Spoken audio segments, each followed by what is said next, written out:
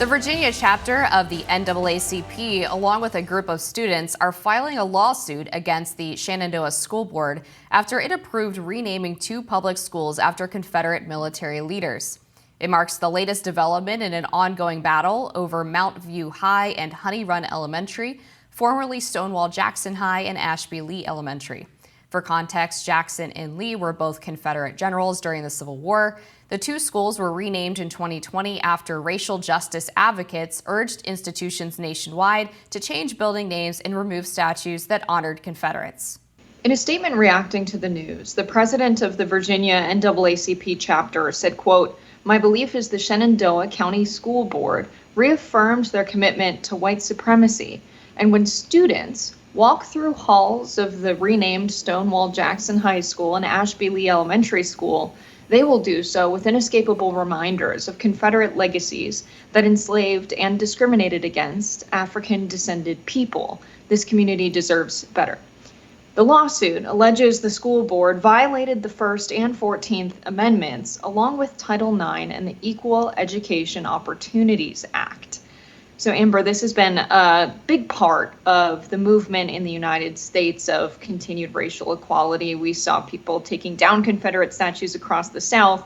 And as someone who grew up in the North and heard a teaching of history there and has now moved to the South, I am critical of how that history is taught, simply because the way that we treat drug crimes in the United States. So if someone were to sell marijuana, cocaine, hard drugs, things that are illegal in the U.S., they typically get a harsher sentencing and are treated harsher in our justice system than someone buying and using the drugs. And that was precisely the economic circumstances of slavery in the United States. The North was not the good guys. They weren't, worse than the South. It's just they were both bad.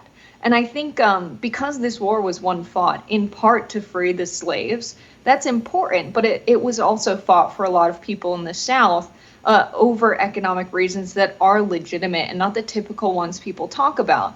Because the North was dependent on the same slavery the South was, the North just wanted very cheap, basic, raw goods, the crops sent directly up to them that were sold for extremely low prices to the North because they depended upon free labor, and then the North would finish the goods, package them, and sell them for much higher and export them and make a ton of money off of slavery. They were also dependent on slavery. And so to expect the same prices to be given if slaves were free was a part of the contention. And of course, Frederick Douglass had to convince Abraham Lincoln that freeing the slaves should be a part of the war. It wasn't like Lincoln was this really good guy. It came out of radical Black organizing. But I will say that doesn't mean I think there should be Confederate statues. I don't think British people living in the United States should be like, oh, this is our Charles Cornwallis Elementary School. People will be upset about that, not because the history doesn't exist, but because, you guys lost. Yeah, so in this case, what happens with these schools is that they apparently went through a process to change the names without input from the community. And the reason they changed them back is because they held a vote, and I think somewhere between 91 to 93% of the taxpaying residents said that they wanted the Confederate names to return. So it's sort of like a democracy in action type of situation. But I think even if we just dig into the reasons why these schools were named after these individuals in the first place, it's important to understand the sort of contextual history surrounding figures like Stonewall Jackson, Robert E. Lee, and Turner Ashby. Actually, none of these individuals were particularly pro-slavery. None of them were really fighting for economic reasons on behalf of the South. All three of them, though, were from Virginia, some of them affiliated with Virginia Military Institute, and really felt very strongly that they were protecting their homeland and their families. This was a very personal war for them. Stonewall Jackson actually was very opposed to the war in the first place and only got involved when he was ordered by the Virginia military to report for duty.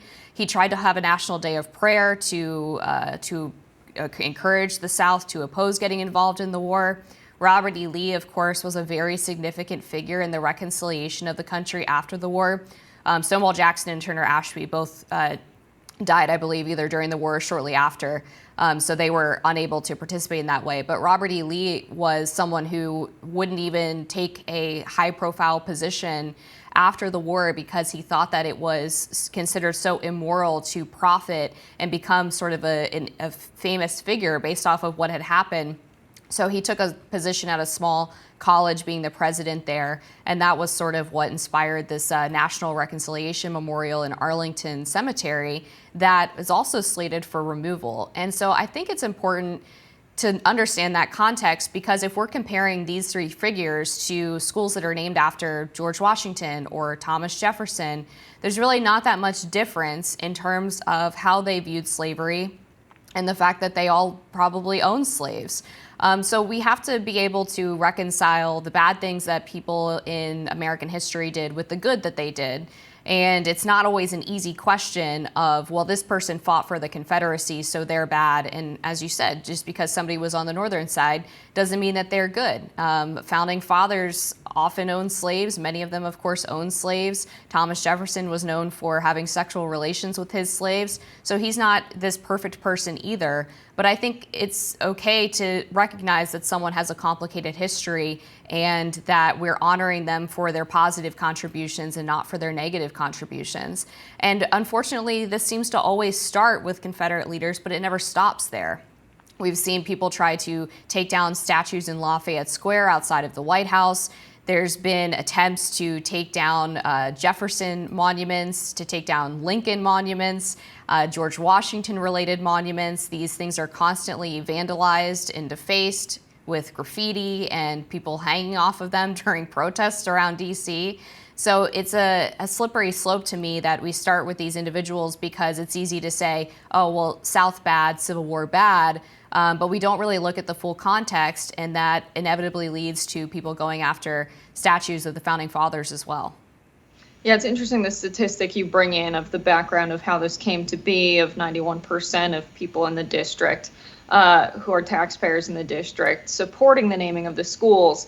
But as someone who's lived in the South for, a few years now, I've seen a lot of towns that are very segregated. And I think there are some towns that are just considered white towns, some towns that are still considered black towns, and colloquially are called that. In my high school, which is, in Stamford, Connecticut, it's the part of Connecticut that sticks out into New York, but it's still a part of New England. We had our high school with two different cafeterias, and I went to the trade school, so I didn't eat in the main school's cafeterias really ever.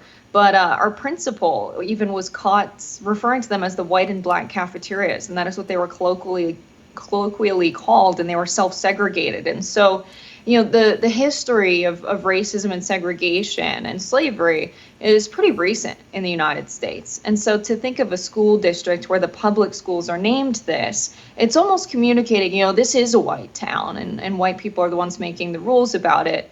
Because I don't think black families would feel comfortable moving into this town. I think that's why there should be some kind of ruling nationally about this, because of what it signals to people who should feel comfortable moving to whatever town they get a job in the United States of America, regardless of, the naming of the school. And if the naming of the school is something that makes a whole community of people feel uncomfortable, I think that's something worth looking into under the requirements we have that everyone's, treated equally in the United States. And so while Thomas Jefferson and George Washington were bad guys, I think having a school be named after someone on one side of a war fought within the United States is alienating, especially considering the racial backgrounds. It's divisive. And so I don't think any school should be named after a general. Maybe they should be named after a great teacher from the past. Maybe not Thomas Jefferson or George Washington at all. Maybe someone who has, a cleaner record and was a good person, even by, today's standards of what makes a great man. Yeah, I guess, again, we just got into, well, we should get rid of the George Washington and Thomas Jefferson names off of schools too. And I don't agree with that. I think most Americans don't agree with that. And so we get directly into this slippery slope of, okay, we're going to take down Confederate leaders, and then all of a sudden our founding fathers are the next one on the chopping block. And that gets to the point where I think we are erasing American history and being unwilling to grapple with the fact that it'll still be taught in the schools, Amber. They just won't be named after them. But why do you think we shouldn't name a school after George Washington? Just because he owned slaves? Like pretty much every wealthy American did at the time? Should we Well, I name didn't any? say we shouldn't. I said there's better names that we could come up with. Maybe we shouldn't if there are better names, and that George Washington and Thomas Jefferson are not the same as the Confederate generals because that was a war fought with opposing sides within the country. So it's more divisive than someone who was the president. Yeah, I mean, the Confederate generals we're talking about also had ancestors who fought in the Revolutionary War for American independence. Some of them fought bravely in the Mexican-American War and the War of 1812. Again, I just don't think it's useful to distill down their achievements and their legacy to them being on the wrong side of a war because they happen to be born in Virginia. Yeah, I just don't think we need to name a school after them, especially when it's a war fought with opposing sides in this country and we have people moving across the North and the South. I think it's not about not honoring that legacy. Of course, that history will be taught in the classrooms, in the schools. It's really about, what it signals to everyone, what it means to everyone when you name the school and the town after a Confederate soldier. It really brings us back in history in a way that I don't think is necessary.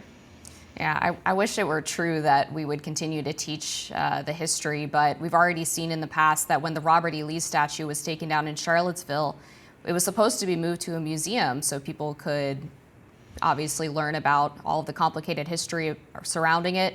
Instead, it was smelted in the middle of the night without any community input or without even telling people that it was going to happen. And so I think really this is just the first step towards erasing history. And I don't buy that we can have it both ways, that we can remove any names or statues, et cetera, and we shouldn't worry because it'll be taught in the public schools. If history is any guide, actually erasing these statues and names is really just the first step to a larger type of tyranny. I know we're going to have to leave it there, but we'll be back with more Rising after this.